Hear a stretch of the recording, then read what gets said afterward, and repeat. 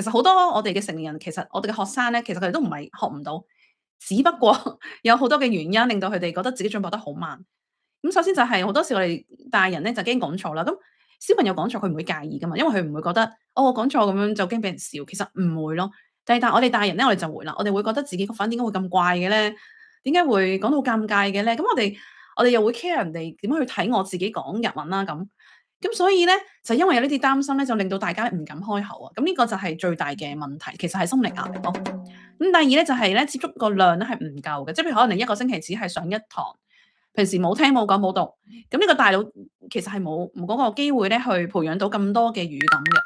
嚇，因為語言咧唔係靠你上課嗰一下就可以即刻完全吸收嘅，係一定要重複重複不斷咁重複去接觸。咁好多人成日話自己個記性好差啦，年紀大啦，咁其實個問題只不過係你接觸個量太少啫。